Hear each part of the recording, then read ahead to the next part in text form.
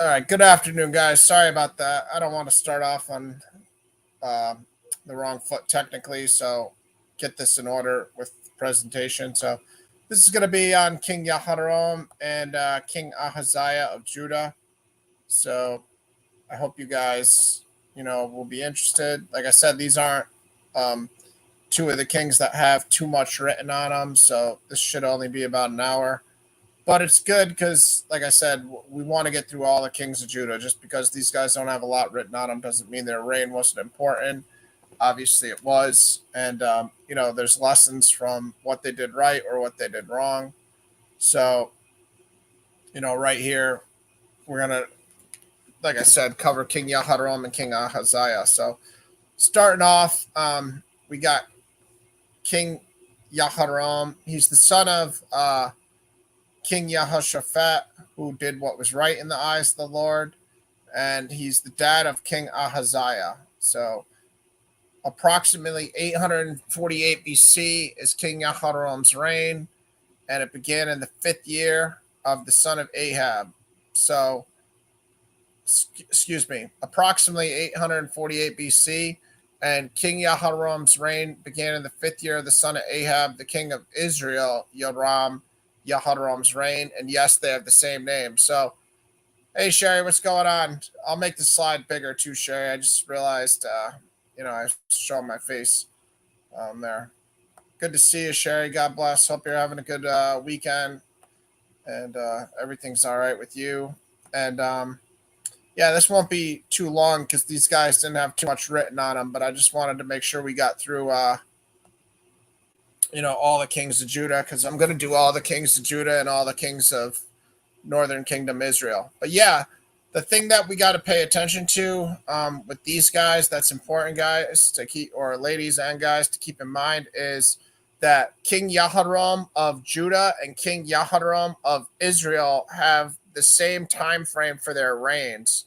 So their reigns overlap. So it's kind of confusing if you're reading your Bible. It's like if two guys are named John, two guys are named Mike, whatever the name is. In this case, it's Yaharam.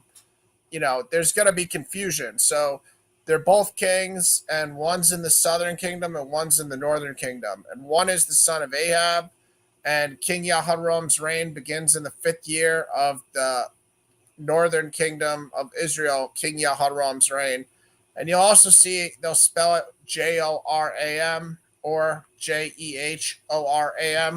And that's just a variation of the same name, too, just like James or Jim or something like that. So just be aware when you're reading your Bibles that there's two separate individuals named King Jehoram, and one's in Judah and one's in Northern Kingdom Israel. And one of them's the son of Ahab, the Northern Kingdom one. But we'll see here that, King Jehoram in Judah, his family ties end up becoming connected to the Northern Kingdom of Israel too. So that's another thing that we'll get into here. So King Jehoram was 32 years old when he began to reign, and he reigned for 8 years as the king of Judah. So not a very long reign. 2 Kings 8:18. And again, if you guys are new to my presentations, if it's in bold and black, like you see here, 2 Kings 8:18 or 2 Chronicles 21:4 or 2 Chronicles 21:11 or 2 Kings 8:20, anything in bold and black is exact word for word scripture using the ESV translation. But I just put things in different colors so it'll be easier for you guys to catch what's important in the verses.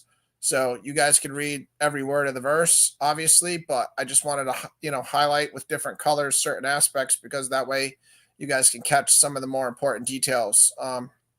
So that's what I do if you guys are new to my presentations.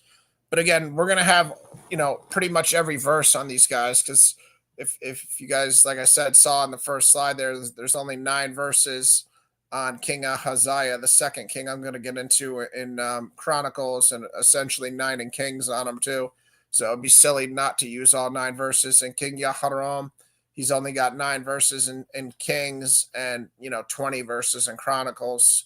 So again, I used essentially every verse. The only verse I left out would be something pretty irrelevant, like he's the son of King Yehoshaphat, which I don't need the verse for that. I can just write what I did. So you guys are going to get all the scriptures, and again, I'm going to try to add as much extra context of past presentations I did with kings or historical context. So you're going to get a little extra than you would if you just read your Bible and got the story that way. So I'll do my best to add a little bit of context. So maybe that'll help some people understand. The first thing you got to be aware of is, yes, King Jehoram in Judah and King Jehoram in Israel and the northern kingdom reign at the same time at certain points. So you got to be careful of that and make sure you're distinguishing between the two. All right. In 2 Kings 8:18, he walked in the ways of the kings of Israel. So that's an insult, because if you guys remember, in the northern kingdom, every single king of the 19 kings after King Solomon, when the kingdom got divided, 18 of them did evil. And the only one that didn't do only evil, King Yahu, he did what was right and what was wrong. So he did evil and what was right. So he's, in between. He's not just a king that did right. He followed the sins of Jeroboam, which is the golden calf, and some other idolatry, but he also did kill the house of Ahab and the prophets of Baal. So we'll get into this, because that's a part of this presentation. King Yahu is involved in this, but anytime the scriptures say, like in the book of Kings or Chronicles, if it says, and he walked in the ways of the king of Israel, that's an insult. That's saying a king did evil, because like I said, 18 of the 19 kings, when it comes down to that judgment that every king gets, where it says he did what was right in the eyes of the Lord, or he did what was evil in the eyes of the Lord, 18 of the 19 in the northern kingdom, which is called Israel, and the southern kingdom's called Judah, did evil. So anytime the book says, and he walked in the way of the kings of Israel, that's saying he did evil. And obviously it elaborates in the rest of the verse. I just wanted to point that out for people, just so they understand. So, as the house of Ahab had done, for the daughter of Ahab was his wife, and he did what was evil in the sight of the Lord. So Queen Ahaziah is King Jehoram's wife. So we know, if you guys are familiar with the kings of Judah, I already did a presentation on King Joash that included Queen Athaliah's reign. So if you guys are familiar, she becomes the one queen that ruled Israel as herself. There was obviously queens when they were married to their husbands, but she was the only woman who had a 6-year reign by herself. But she was Ahab's daughter. And we know Ahab and Jezebel in the northern kingdom of Israel did as much evil as any king, ever. So Queen Athaliah wasn't, she was just like her mother Jezebel, and she did evil. So the fact that King Jehoram was married to her, wasn't a good start. And we'll see how it affected him, and not only him, but, their son Ahaziah's reign. So 2 Chronicles 21:4, when Jehoram had ascended the throne of his father and was established, he killed all his brothers with the sword, and also some of the princes of Israel. And in the parentheses, I just put Jehoram had 6 brothers. So think about this. He's already king because he was the firstborn, and King Jehoshaphat, had him as the prince to be the king eventually. But for whatever reason, it doesn't give us an exact reason. Once he's king, he killed all his brothers. So we have no explanation on why he did that, but he did. He killed all 6 of his brothers. So that gives you obviously an indication what type of person or king he was right off the bat, because there wasn't, any justification for that. There was no treachery. There's nothing even in the scriptures to give us a hint on why he would do that. The fact he was married to Queen Athaliah and, walking in the ways of the house of Israel, of King Ahab, and doing evil, probably had something to do with it, because if his brothers were righteous, maybe they would try to kill him and overtake him. Who knows? But either way, he killed them first. And he had 6 brothers, so he killed all 6 of his brothers. And 2 Chronicles 21:11, moreover, he made high places in the whole country of Judah, and led the inhabitants of Jerusalem into whoredom, and made Judah go astray. So right here, anytime it says high places, guys, that's talking about idolatry too. So when it says under every green tree, so you'll see this, throughout the Bible, especially in the book of Jeremiah, It'll say they were worshiping under, every green tree or high places. Those are idolatry practices. So they're worshiping Baal, they're worshiping other idols, the Asherams, the poles. So anytime you see high places and under every green tree, which you don't see in this verse, but you would see in Jeremiah and other sections in the Kings and Chronicles, that's talking about idolatry. So we see that he's practicing, the ways of the northern kingdom and Ahab and Jezebel. He's practicing idolatry here, and he's leading the people into whoredom. In 2 Kings 8:20, it tells us, in his days, Edom revolted from the rule of Judah and set up a king of their own. So, we go back to Genesis, we know, Jacob and Esau.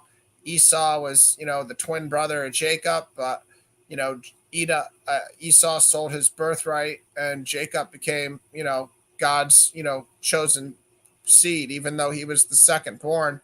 They were twins, and Esau came out first. Jacob came out grabbing Esau's heel. That's why Jacob's name means to grab the heel in Hebrew. It's a Hebrew idiom. Jacob means to grab the heel, and to grab the heel in Hebrew is a term to mean to trick or deceive too. That's another side note. But either way, the kingdom of Edom, was a Semitic people, and they were right, tied to the kingdom of Judah, the southern kingdom. You guys, Edom is tied to the southern kingdom.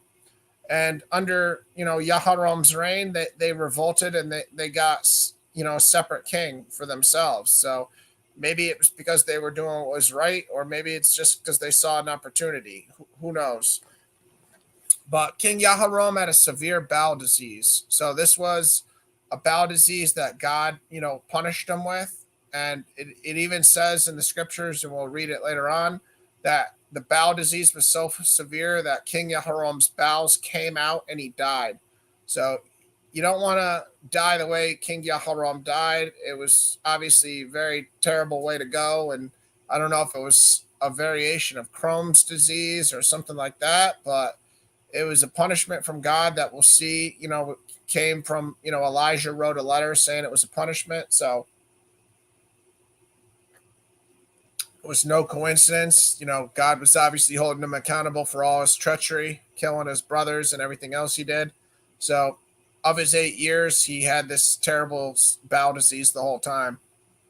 And King Jehoram and Judah was invaded by the Philistines and the Arabians during his reign. So the Philistines, remember, their major 4 cities are going to be Gaza, Ashdod, Ashkelon, and what's the 4th? Sorry, those are 3 of them: Ashdod, Gaza, and now I just lost the other one I said. And Ashkelon, yeah, okay. But that's on the coast. So Judah, I'll show you guys in a second the map, but Judah's, more inland, and the coast is where the Philistines are. So they and the Arabians end up attacking King Jehoram and taking his wives and sons. It doesn't tell us how many wives and sons he had, but what is important here is to pay attention to the fact that it says they took all his wives and sons except his son Jehoahaz, because that's going to be the variation of Ahaziah later on. So when you see Jehoahaz, that's the same son as King Ahaziah later on. So they just shorten his name and call him Ahaziah. So it's a little confusing. I won't lie. I was a little confused myself when I first read it, because I saw that, Jehoahaz was the only son left, but then Ahaziah becomes king later on. But what I figured out, and I just figured it out essentially, is Ahaziah is the same son, and they just shortened his name and got rid of the Yeho aspect. So that must be a pronoun or a prefix. I mean, that could, not a pronoun, a prefix that can be, used, by choice, essentially, voluntarily. Anyways, King Jehoram, he was buried in the city of David, which the city of David is Jerusalem, guys. If you ever see the city of David, that's just Jerusalem. And it said, but not in the tombs of the kings. So he was buried in the city of David, but not in the tombs of the kings. So obviously the people who buried him, they didn't want to honor him. And, God's judgment essentially said he didn't belong in the tomb with the other line of David, the kings of David. And the contemporary prophets are Elijah and Elisha. There are obviously other prophets, but only Elijah and Elisha are named during King Jehoram's reign. So I don't want to just guess and speculate and throw in some of the other names that I know were existing under his dad, King Jehoshaphat's reign, even though those people are very likely to still be alive. Some of them could have died. So just to be, 100% accurate to what I know and is certain, I stuck with, the contemporary prophets that I know existed are Elijah and Elisha during his reign. So again, we're still in 848 BC to 840 BC. So none of the biblical prophets like Isaiah, Jeremiah, Ezekiel, none of those guys exist yet. This is still 100 years before any of their times have, come into existence. All right. Bear with me, guys. Technical issue as usual. Trying to click over here and taking a minute. So just bear with me. All right, here we are. And make sure I didn't go too far. Okay. So getting into the scriptures now. And like I said, you're going to get 90% of the verses here, guys. I didn't skip many verses. I stopped sharing my screen. Good thing I'm looking at the TV and not watching football today, because the other time I was watching football, I didn't catch that. And I wasn't sharing my screen. Sorry about that. All right. Guys, definitely need to see the slides to follow along here. All right, so here we are. We're back in business, hopefully. All right. All right. Slides are back. Okay. There we are. Okay. So, again, just to summarize, the first page was a summary. So some of the information, guys, we're going to go over again. But the first page was a summary of his reign in general. So we are going to go over some of the stuff again, but this is just going to be, the more in depth, the verses themselves. So the first page is a good page to screenshot. If you guys ever want to just screenshot to get a summary on the king in any of these presentations, screenshot the first page, because the first page is a good summary of the reign.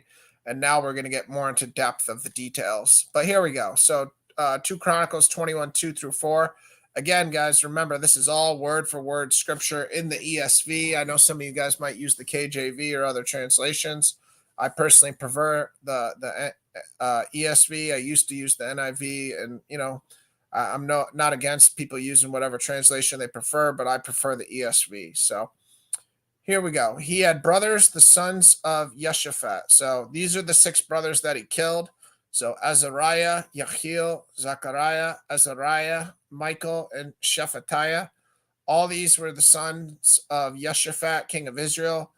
Their father gave them great gifts of silver, gold, and valuable possessions, together with fortified cities in Judah. But he gave the kingdom to Jehoram because he was the firstborn. When Jehoram had ascended the throne of his father and was established, he killed all his brothers with the sword, and also some of the princes of Israel. So again, that's all the scriptures tell us. It doesn't tell us why he killed them.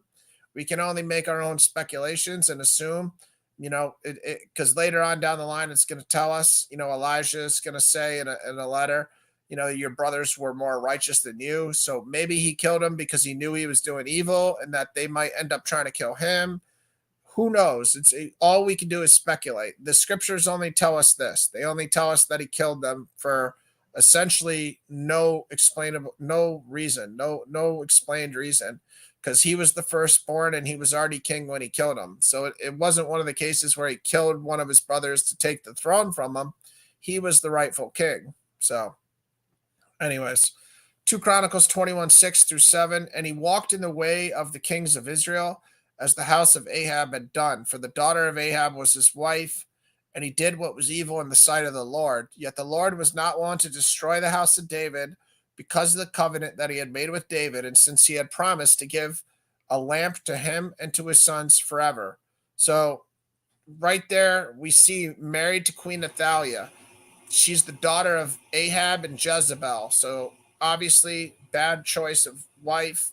and it obviously affects, his decision making and how he decides to rule. So 2 Chronicles 21, 8 through 10 in his days. And again, I know we just went over a lot of this in the summary page, but like I said, there's only 20 scriptures on him in Chronicles, guys, and only 9 in Kings. So I summarized it, but I'm also going to show you the exact scriptures so you guys can get it. But if you want to screenshot the summary page to get a quick study guide on this King Jehoram of Judah, that's probably a good idea too. So I apologize, some of this is redundant, but there's only so many verses on these guys, some of these kings that are shorter, so I can only do so much with it. In his days, Edom revolted from the rule of Judah and set up a king of their own. Then Jehoram passed over with his commanders and all his chariots, and he rose by night and struck the Edomites who had surrounded him and his chariot commanders.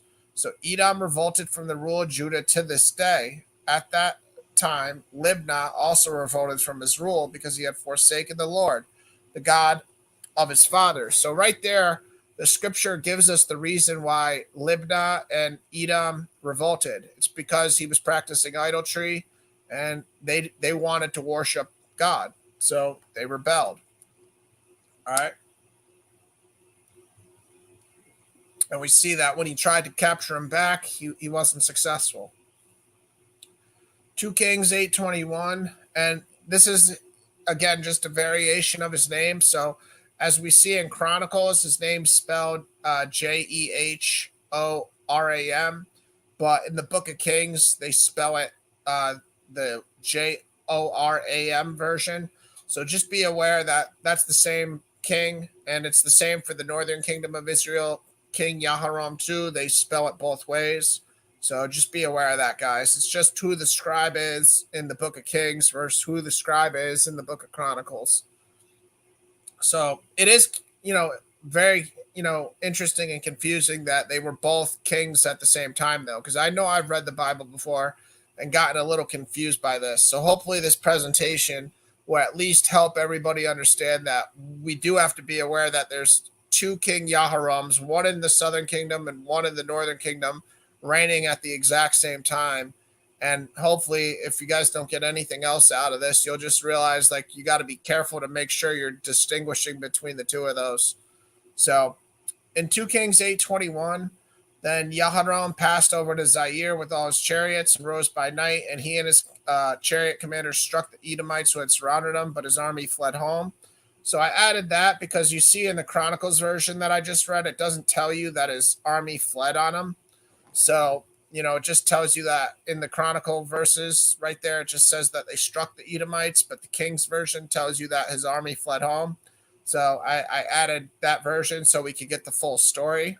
That's what I also try to do in these presentations is I try to get the whole story. So sometimes you'll read it in Chronicles and then you'll read it in Kings, but it's nice to have, both of the scriptures for the same story on the same page, because then you get the whole story at once. It's like reading Jesus's gospels, but having them next to each other. It's obviously a helpful thing to get the full context of the situation. So it tells us that his army fled. So he wasn't, the most popular king, obviously, with his soldiers. All right, and here's the chart that you guys have seen before. And again, you can go to my shorts and screenshot this. It tells you the age of each king and if they did evil or, good in the eyes of the Lord. So if they're in green, they did what was right in the eyes of the Lord. If they're in red, they did evil. And the one king, Abijah, in yellow, he actually leans more towards evil, but it just doesn't explicitly say he does evil.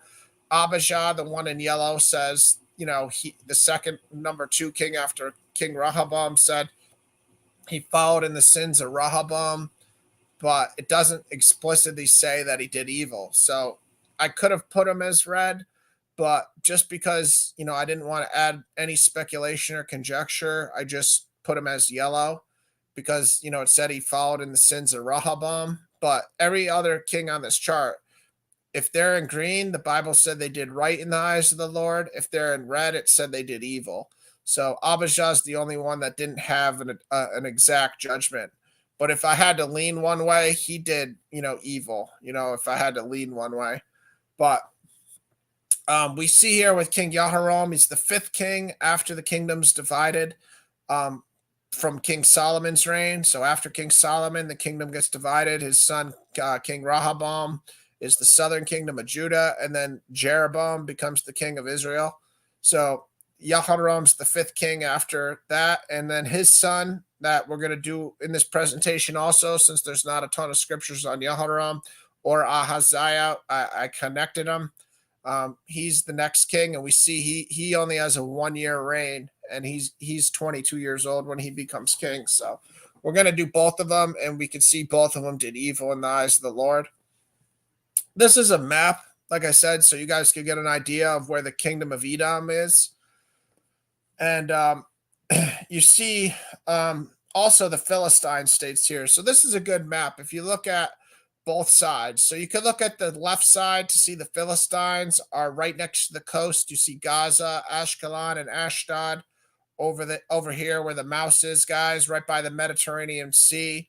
You see the Philistine states. So those are the ones that attacked Judah, took away his wives, took away his children, as we read earlier. It doesn't tell us how many wives or how many children, but the only child they left was Jehoahaz, who is actually, Jeho, Ahaz is the same as Ahaziah. So that's a good thing to be aware of. But they only left Jehoahaz. They took all his wives and children, but we don't know exactly how many.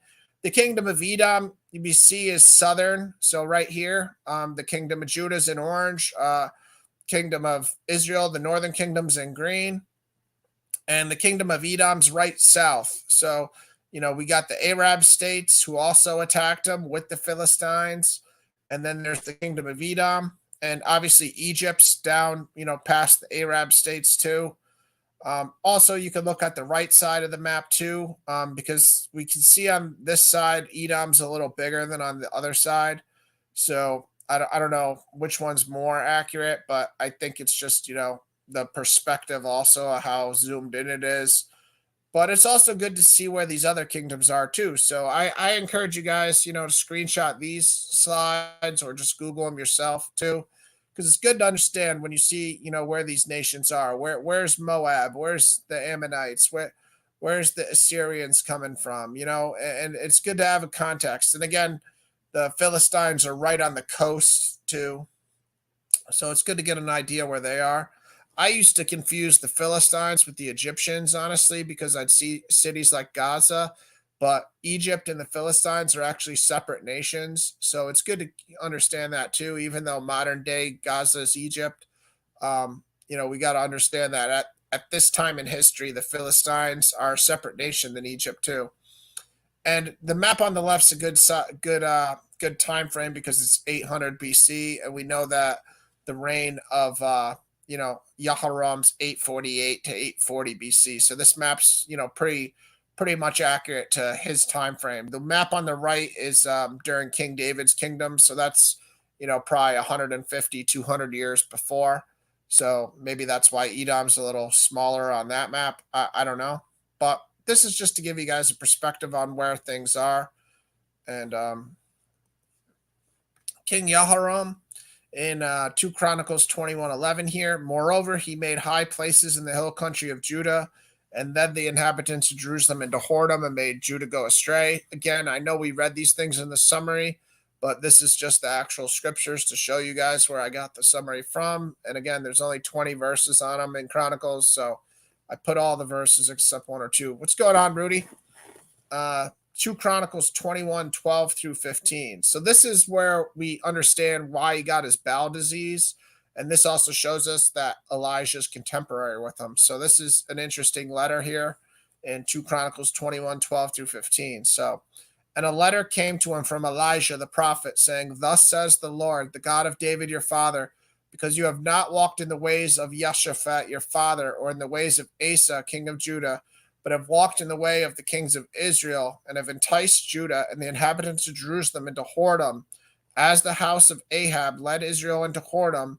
And also you have killed your brothers of your father's house, who were better than you, Behold, the Lord will bring a great plague on your people, your children, your wives, and all your possessions, and you yourself will have a severe sickness with the disease of your bowels until your bowels come out because of the disease day by day. So God wasn't messing around.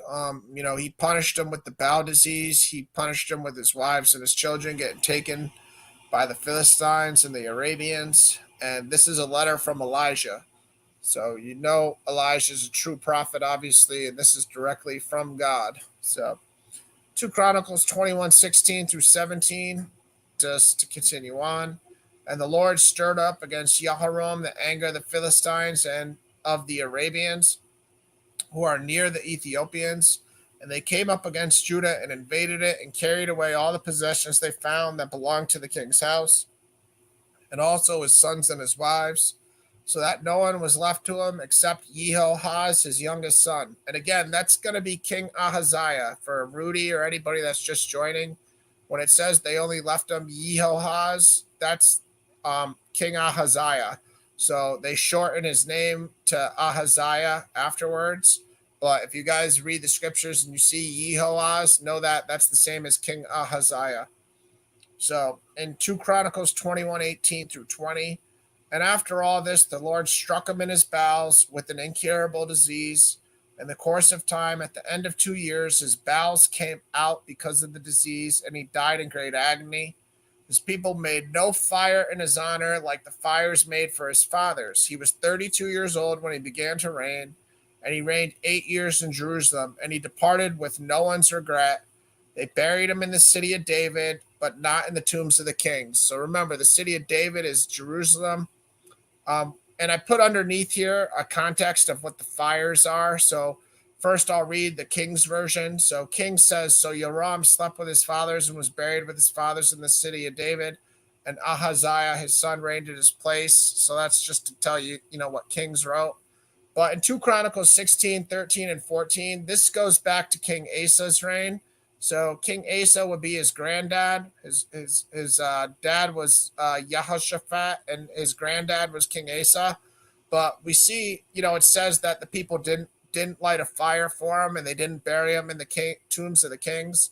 Just so you guys get an idea what this tradition was as far as lighting a fire for a king. In 2 Chronicles 16 through 14, we see it for King Asa. So right here it says, and Asa slept with his fathers, dying in the 41st year of his reign. They buried him in the tomb that he had cut for himself in the city of David. They laid on him a bier that had been filled with various kinds of spices prepared by the perfumer's art, and they made a very great fire in his honor. So when you read in 2 Chronicles 21:18 through 20 that they didn't light a fire for him, they're referring to this type of tradition that they did do for King Asa, where they put a bunch of perfumes on him and laid him on a bier, whatever that is, and basically just had a special festival tradition for him. A special practice for his funeral with the perfumers spices. All right. So again, there's not many scriptures on him, guys. So I did my best. The King's version is essentially, the 9 verses in Kings are essentially identical. So the times I included some Kings verses in this presentation, as you can see a couple times here, they're the slight variations from the Chronicles version. Besides that, they were essentially identical. So this is the summary again. So if you guys want some extra information here that I didn't have on the first slide, I added a couple extra things. So Jehoram means Jehovah is exalted. So we know a lot of their names obviously have God in it. We've seen that in the past. Jehovah is exalted is the meaning of his name. Jehoram was King Jehoshaphat's son, the dad of Ahaziah. We don't know how many children or wives he had. It just said that the Arabs and the Philistines took him away, except for Jehoahaz, who was King Ahaziah. And Jehoram did evil in the eyes of the Lord. His intermarrying of King Ahab's daughter, Queen Athaliah, led to behavior like King Ahab's house. So clearly, because he was married to Queen Athaliah, That obviously didn't help. Jezebel and King Ahab being your parents-in-law, it doesn't help. Jehoram's reign was approximately 848 to 840 BC. He was 32 years old when he became king. He killed all 6 of his brothers, and he was the king at that time when he killed them. So, as we saw by the letter from Elijah, Elijah said, your brothers were better than you. So, his brothers were probably trying to worship God. Jehoram worshipped idols at the high places. Again, anytime you guys see high places or under every green tree, like you'll see that in the book of Jeremiah a lot. I know I've said Jeremiah, but it's also throughout Kings and Chronicles. The terms high places and under every green tree are always for evil idolatry practices. They're worshiping Baal, they're worshiping Asherim. I don't know exactly what pagan practices they were doing, but if it says high places and under every green tree, it's not like if I said I'm going to worship under a green tree and it would just mean I'm worshiping under a tree. No, that's referring to some sort of pagan practice. So just be aware of that. And led the people to whoredom in idolatry. Jehoram had a terrible bowel disease, and we saw, he died in great agony until his bowels came out. So I don't even want to, think about how bad that was. And Elijah and Elisha were the prophets mentioned in Jehoram's section. And the only prophets we can definitely say existed contemporary with Jehoram. However, obviously, clearly there were other prophets too. Just from the scriptures, you guys just saw, what was written on them. Elijah and Elisha are the only ones we know are contemporary. Edom became independent. So this is the time frame. If you guys ever want to get a time frame, if somebody asks you, well, when did Edom separate from Israel? It's in 848 to 840 BC during King Jehoram's reign. And he was obviously unable to capture it. We saw his army fled even on him. So, the troops weren't behind him like they were behind King David or any of the other righteous kings that the troops would die for. He wasn't buried with the kings, but he was buried in Jerusalem. So it says buried in the city of David. The city of David is Jerusalem. So now you guys can see why I included King Ahaziah in this too, because there's not too much on King Jehoram, and there's even less on King Ahaziah. So there's only 9 verses on King Ahaziah in Chronicles, and same in Kings. So this isn't going to be long either, and you guys can see why I did 2 of them in one presentation. So just to go through it here, he's the son of King Jehoram of Judah, who we just saw. Ahaziah's mother was Queen Athaliah, so obviously he's the son of Queen Athaliah. So Jehoram had multiple wives, but Ahaziah is the son of Queen Athaliah directly. She's the daughter of Ahab and Jezebel, and she's the granddaughter of King Omri. And we also have to be aware, guys, King Omri, when we look at some extra biblical evidence like the Moabite stone or also the black obelisk, which we'll get to when we get to the presentation on King Yahu in the northern kingdom of Israel. King Yahu is described as coming from the house of Omri. So just like the southern kingdom is called the house of David, King Omri, he doesn't jump out at us in our Bibles because he doesn't have that much written on him. But as far as a historical context, he had a pretty powerful reign. He invaded Moab. He was oppressing the Moabites. He's obviously Ahab's dad. But King Omri, as far as extra biblical evidence, archaeological finds, he was a prominent king in the northern kingdom. So just like the southern kingdom has the house of David, remember King Omri, like when we're going to look at the black obelisk with King Yahu surrendering and paying tribute to the Assyrians, King Shalmaneser III, it's going to say that Yahu came from the house of Omri, even though he's not. Yahu, as we know from the scriptures, isn't related to King Omri. It's going to describe him as coming from the house of Omri, just like the southern kings are described as coming from the house of David. The difference being the house of David are all related, but obviously a foreign nation like Assyria doesn't know, who's directly related to who. They just describe the kingship as, the house of Omri. So just be aware King Omri historically outside of the Bible had a much bigger impact than we kind of get when we just read our Bibles, because there's not as much written about him in the Bible. It just seems like a normal, section on any other king. All right. King Ahaziah, it says, was the youngest son, but as we just saw in the presentation, that all his other brothers got killed and they were taken away by the Philistines and the Arabians. So even though he was the youngest son, and remember his name was Jehoaz, Jehoahaz. So if it says Jehoahaz, remember that's King Ahaziah. So that's again something that's relevant to understand too. That it's just variations of his name. But he was the youngest, but still became king because his brothers, weren't there. King Ahaziah was the dad of Joash. So we'll know after this that Joash, after King Ahaziah, he only reigns 1 year here. His mother, Queen Athaliah, she plays a role in his reign, and she does wickedness because she's Jezebel and Ahab's daughter. She ends up killing all of Ahaziah's, possible sons that could become king, except for Joash, because Joash, at 1 year old, gets hidden away from his aunt, his aunt, Yehosheba, Jeho Sheba, and she's married to priest Yahida, and she hides Joash away. So we'll get into that. I mean, you guys who have already seen my Joash presentation are probably already familiar with this, but Joash is only 1 year old when King Ahaziah dies here. So he's the next in line to become king, along with any other sons that King Ahaziah had. As we Joash present heir, Joash away. So dad, King Ahaziah was 22 years old when he became king, and he only reigned for 1 year.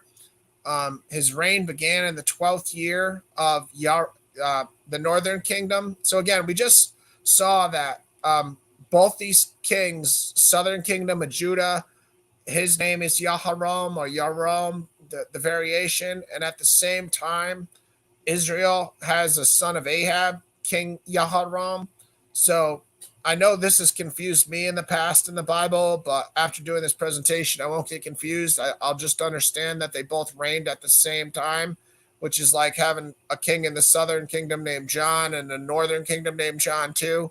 So just be aware, again, if you guys got here late, that these guys are reigning at the same time, because you see after the northern kingdom, 8-year reign of King Jehoram, he dies from his bowel disease.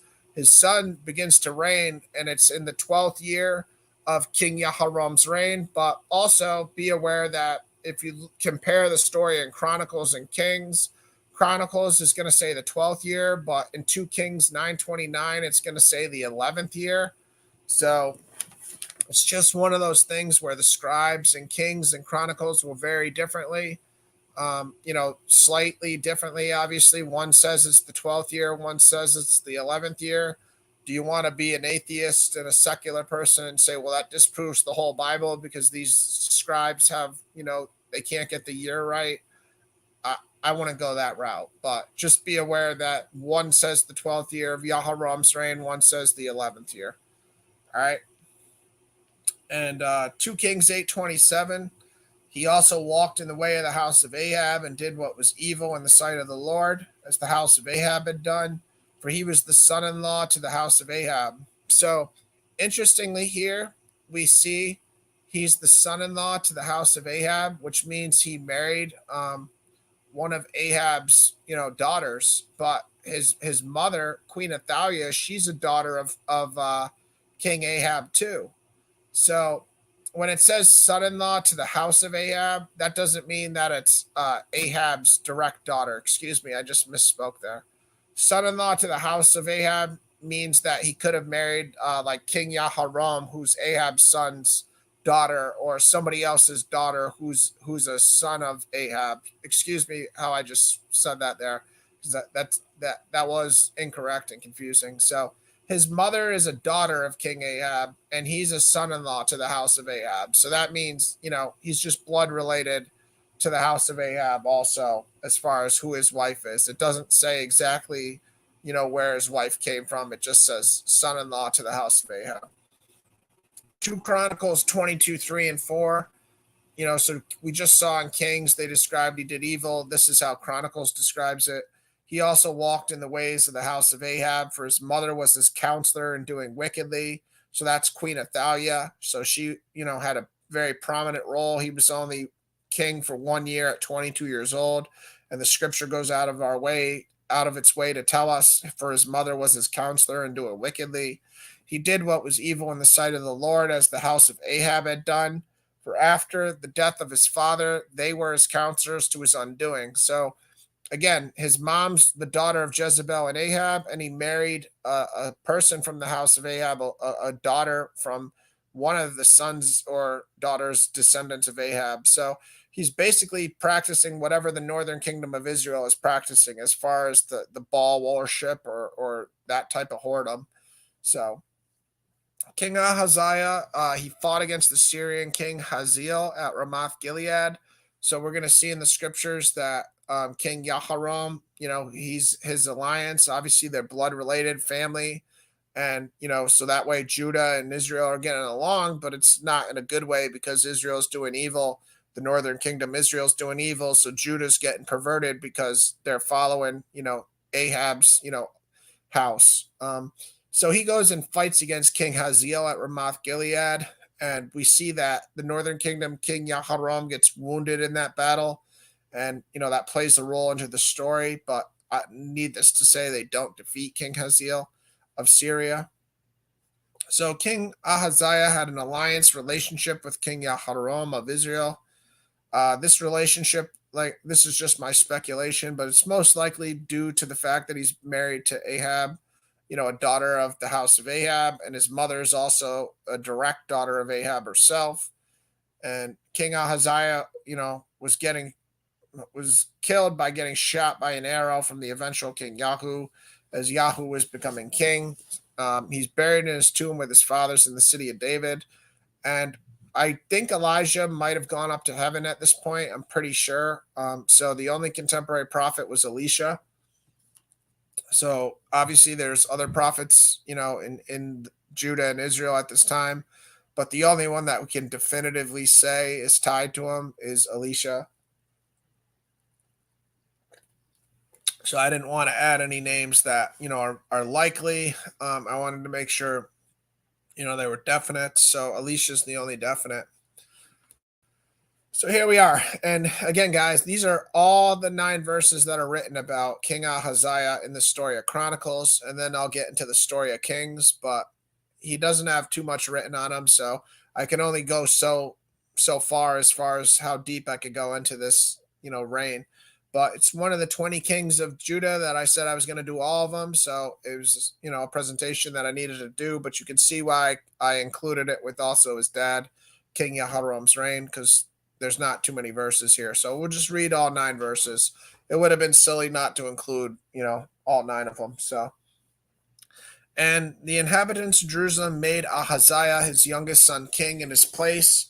For the band of men that came with the Arabians to the camp had killed all the older sons. So we saw that in last presentation. So Ahaziah, the son of Jehoram, king of Judah, reigned.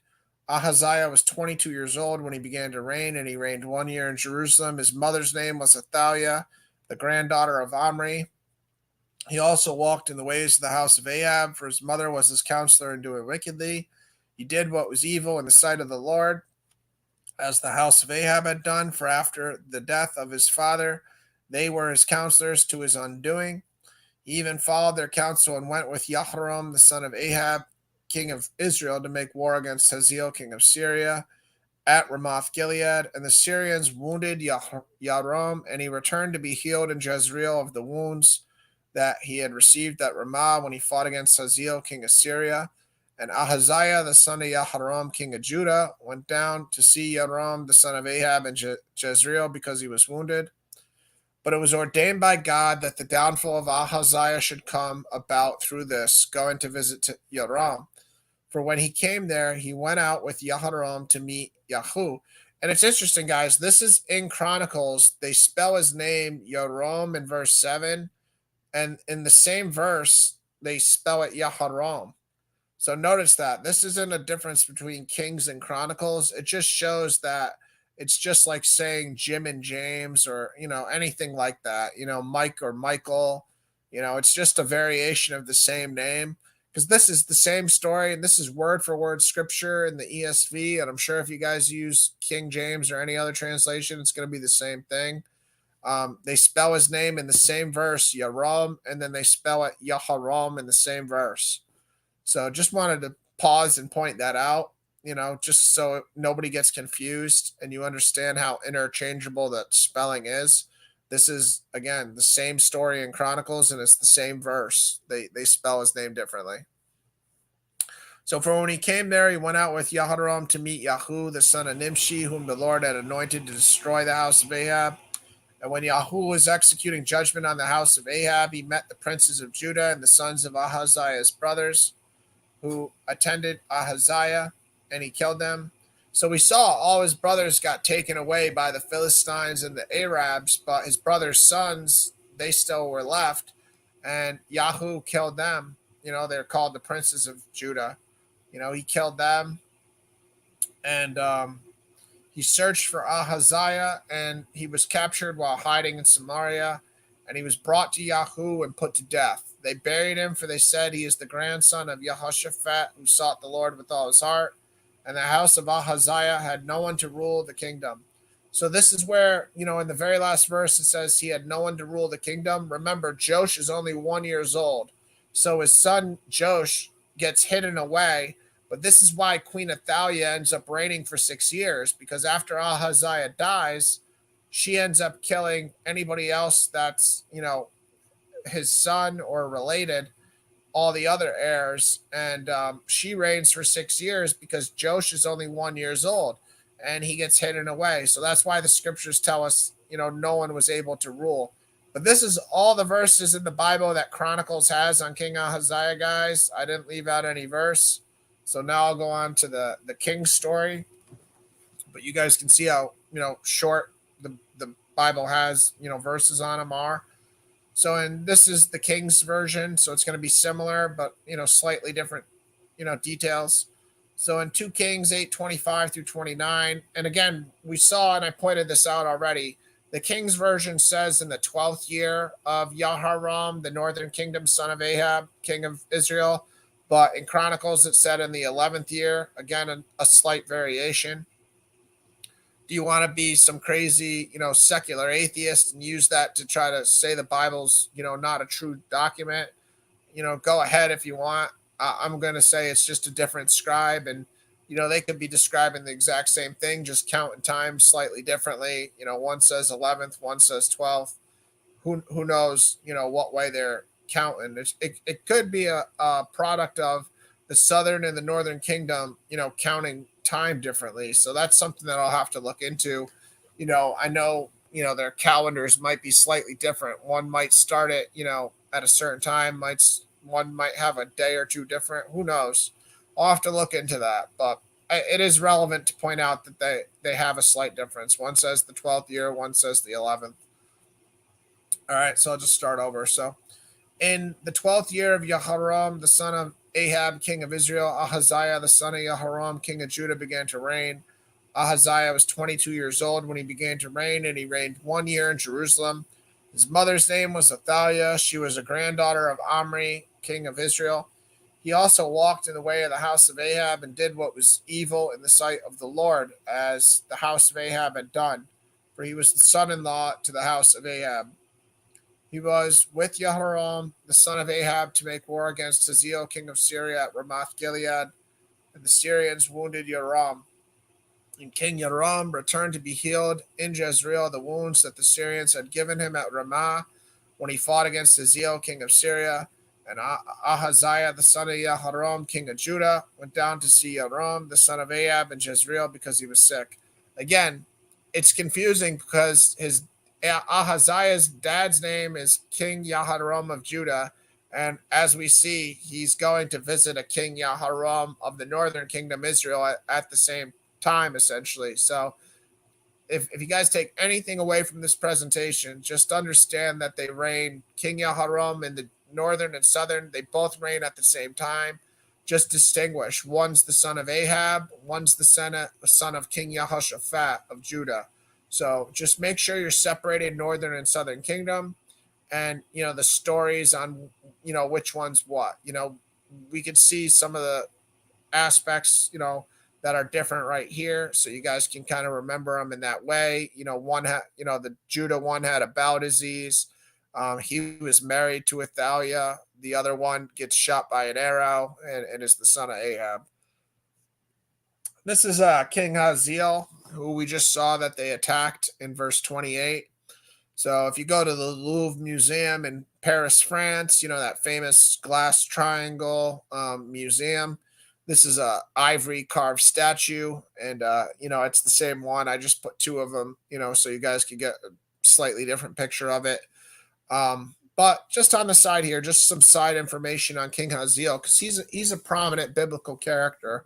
So it's good to get yourself acquainted. If you want to do a Google search on King Hazael, it's a good idea to give you a better understanding of who he is in the Bible. Because we see in 1 Kings 19:15, the prophet Elijah anoints him, king of Syria. So his name means El has seen. And we know that, God the Father and Jesus and the Holy Spirit, they're called El Shaddai. They're called El. There's like seven, Elohim, Jehovah, I am. There's like seven different names for God, and El is one of them.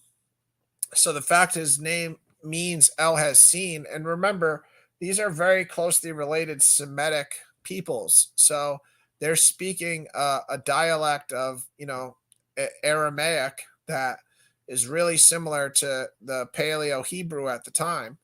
So these languages are very close too. And remember, Syria and Assyria are two different nations. They're not the same nation. I got confused on that, and I didn't start to understand the difference until I started to do these presentations.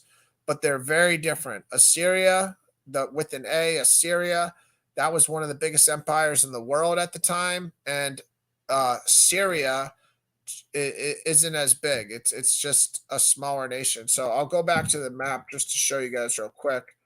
So if you look at the map here, you can see that they're separated. The Assyrian Empire is at the very top, and obviously we're not getting a full picture of how big it is at all. But you can see Kingdom of Aram, Damascus. That's the Syrians. So remember, the Syrians are called the Arameans. So if anytime in the Bible you see, or in history, if you Google it, if you see the word Aramean, Arameans, Arameans, that's talking about the Syrian kingdom. That's where King Hazael comes from. If you look at Assyria, that's a different empire, and it's much bigger. And Assyria ends up fighting against the kingdom of the Arameans, and they conquer them at like 796 BC. So any of the stories in the Bible, like during the time of Isaiah or Jeremiah, any of the prophets after 796 BC, that's where you're going to see Assyria controls Damascus. But right now in history, at 848 BC, or where we're at now, 840 BC under Ahaziah, Damascus is controlled by the Syrians, not the Assyrians. So Damascus is the capital of the Arameans, and Nineveh, the city that Jonah goes to, is the Assyrian capital. And that, never changes, the fact that Nineveh is the capital of Assyria. So just be aware that Jonah, when he goes to that city, Nineveh, that's the Assyrian capital, and Damascus is the Aramean capital. But again, by 796 BC, the Assyrians capture the Arameans, and that way, if you want to not get confused later on in the Bible, Assyria does control Damascus. But King Ahaziah, like I said, in 1 Kings 19:15, was anointed by God. The God of Israel sent Elijah to anoint him. And we also see in 2 Kings chapter 6, he has an interaction with Elisha, where Elisha also foretells that King Ahaziah is going to become king, and also he's going to, capture lots of Israel and be a burden to Israel. So in 2 Kings chapter 6, Elisha's near tears because he understands that King Ahaziah is going to be a bad news, and he's going to oppress Israel. So regardless, you'll see King Ahaziah throughout scriptures a lot. So it's good to get acquainted to him. You can see he's got a 46-year reign, and he's going to have a prominent amount of scriptures on him in the Bible. So don't get confused. He's the king of Syria, not Assyria. And try to do some extra Google searches on him if you want to better understand the Book of Kings and Chronicles, because he's got a lot of scriptures besides just, what I just pointed out. And the Tel Dan Stela, and you guys have seen that in some of my other presentations, and I have a short on it. That's attributed to King Ahaziah. So the Tel Dan Stela, what that is it's a wall that has, a wall of rock that has some broken pieces, that archaeologists found. And it's the earliest known writing, the mention of the house of David. So if you guys go to my shorts, you can see a quick 1-minute video on that, or you can do a Google search yourself on the Tel Dan Stela. But that's also, it's a wall that has a bunch of, Paleo Hebrew, Aramaic script written on it. And, it's the earliest mention of the house of David. So, that's also a very interesting historical fact. And just to finish up here, this is the rest of the verses we have on King Ahaziah and Kings. So 2 Kings 9:21, Jehoram said, "Make ready," and they made ready his chariot. Then Jehoram, the king of Israel, and Ahaziah, king of Judah, set out, each in his chariot, and went to meet Yahu. So again, we saw this already in Chronicles. This is ordained by God. This is fulfilling the prophecy that Elijah had, where he told Ahab, your entire house is going to die at Naboth's vineyard. So if you guys are familiar with the story, Jezebel, she got, Naboth's vineyard taken by, forging a letter and having false witnesses accuse an innocent man, just so, because King Ahab wanted his vineyard, but, Jezebel was the one who ended up going about, making a way for Naboth to get murdered so Ahab could get it. But obviously, God held Ahab and Jezebel accountable, obviously, because it's not like Ahab was against her and stopped it. But this is prophecy getting fulfilled. So King Jehoram is the son of Ahab, and Ahaziah, obviously, he's doing evil in the eyes of the Lord, just like his dad, King Jehoram of Judah. And Yahu's, ordained from in the same passage in 1 Kings 19, where we see Hazael is getting anointed king of Syria. We see Yahu is getting anointed to kill the house of Ahab. And this is prophecy coming to fulfillment, where King Jehoram is going to get killed and his body's going to get thrown on Naboth's vineyard in the Jezreelite. So he's already wounded from his battle with King Hazael, but now Yahu's going to come and finish the job. So 2 Kings 19, 23 through 29, they're going to meet Yahu, but we see right here immediately, I'll just read the verse. Then Jehoram reigned about and fled, saying to Ahaziah, "Treachery, O Ahaziah." So he's not saying treachery at Ahaziah. He's saying, Ahaziah, get out of here. As we just saw, Ahaziah ends up hiding and going to Samaria to hide from Yahu. So Jehoram sees that Yahu's going to kill them both. So he calls out, "Treachery, O Ahaziah." And Yahu drew his bow and with his full strength and shot Jehoram between the shoulders, so that the arrow pierced his heart and he sank in his chariot. Yahu said to Bidkar, his aide, "Take him up and throw him on the plot of ground belonging to Naboth the Jezreelite." For remember, You and I rode side by side behind Ahab his father, how the Lord made this pronouncement against him. As surely as I saw yesterday the blood of Naboth and the blood of his sons, declares the Lord, I will repay you on this plot of ground. Now, therefore, take him up and throw him on the plot of ground in accordance with the word of the Lord. So that's the prophecy that Elijah spoke against the house of Ahab, and this is the fulfillment of it. So, verse 27, when Ahaziah, the king of Judah, saw this, he fled in the direction of Beth Hagan, and Yahoo pursued him and said, shoot him also. And they shot him in his chariot at the ascent of Gur, which is by Iblim. And he fled to Megiddo and died there. His servants carried him in a chariot to Jerusalem and buried him in his tomb with his fathers in the city of David. And again, it says in the 11th year of Jehoram, the son of Ahab, Ahaziah began to reign in Judah. Again, it's the 12th year in the story of Chronicles. Just be aware. And here's the summary. That was all the verses we got on them, guys. 9 verses in Chronicles and 9 verses in Kings, essentially. 3 of those verses are just about King Jehoram, the northern king. I just included them for context. But so the summary again is Ahaziah was 22 years old when he began to reign. He reigned 1 year, approximately 840 BC. He was the youngest son, but the rest of his brothers had been killed by the Philistines and the Arabians. He was the son of King Jehoram of Judah. His mother was Queen Athaliah.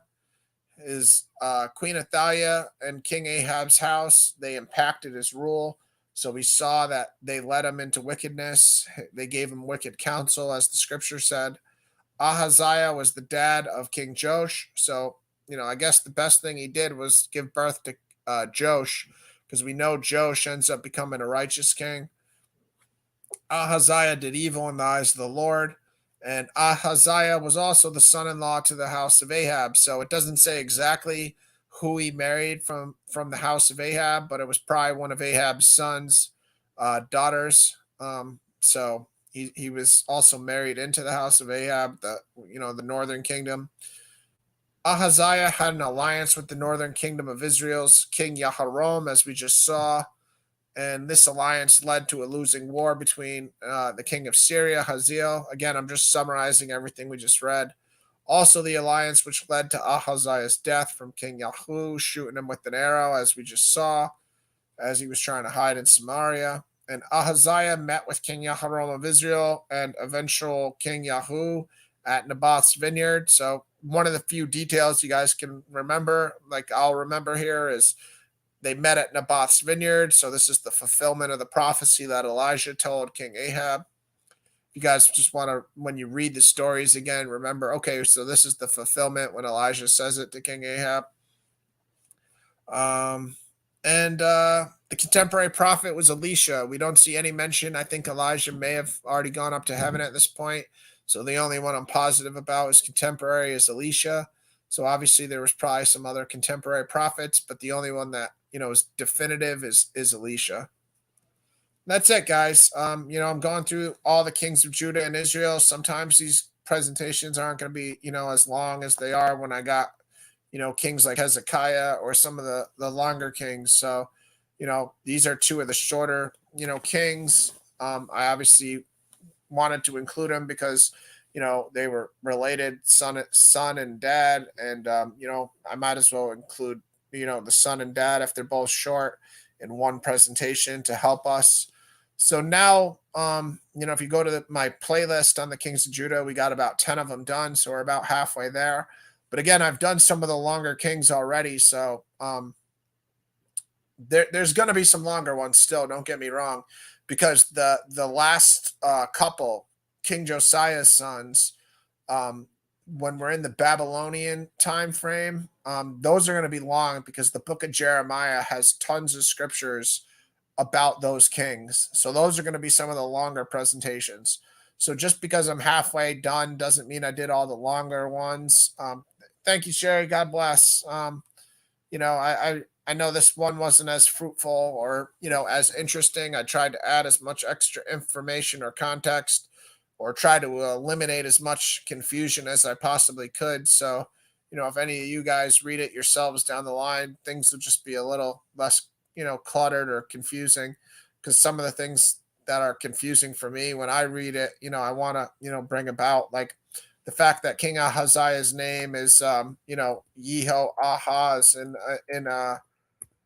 in the one story. So when it says his only son that was left is Ahaz, be aware that's King Ahaziah, or the fact that both King Jehoram's reigned at the same time. I know that used to confuse me in the past, so I know I can't be alone on that. Um, so I hope that at very minimum, granted this was a short presentation, there weren't too many verses, but I hope at minimum you guys are just aware now that these guys reigned. King Jehoram of the northern kingdom Israel, son of Ahab, and King Jehoram, son of Jehoshaphat of Judah, reigned at the same time. So hopefully we'll just have less confusion when we read their stories in the future, because I know in the past I used to get confused. I'd see one guy died and then he's still getting shot by an arrow because it's the same name, and it's we're not always understanding the northern and southern kingdom when we first start reading the Bible, but obviously it's very important. It's just like America and the Civil War. So I would really stress to people that's how significant the separation of the northern and the southern kingdom is. It's just like the Civil War in America. So you got to understand, if there's two kings named King Jehoram, one in the north, one in the south, it's that significant, just like the Civil War in America. So hopefully, at minimum, you guys will have an easier time. If you ever reread the stories, which I'm sure you will, you'll reread your Bibles. Just know to separate it, but also see that the southern king, King Jehoram, his mother was Queen Athaliah, who was the daughter of King Ahab and Jezebel. So you can understand, the connections there too. But yeah, I'll get to the next couple kings soon. And I hope you guys have a good day. I'm gonna probably aim to possibly do an open panel show later. Hopefully get some people to hop on. If people don't hop on, I'll get into some of the biblical allegory stuff I've been working on. So I do have something to fall back on if people don't hop on, but I may or may not do that. But I'll probably do an open panel later. So if anybody wants to hop on and talk about random topics, feel free. And again, I'll add these to my playlist on the Kings of Judah. So thank you, Sherry, Rudy, anybody else that came by. And I'm sorry there wasn't as much information in this presentation. I did my best with what limited information I had as far as with the scriptures and extra archaeological evidence to add. There really wasn't too much extra biblical information to add either. So I just tried to the context of who is related to who and what name means what, and show how the authors, the scribes, will use the variation of the name even in the same verse. And that's about it. So God bless everybody, and I'll see you guys later, God willing, if we do an open panel. So take it easy. God bless.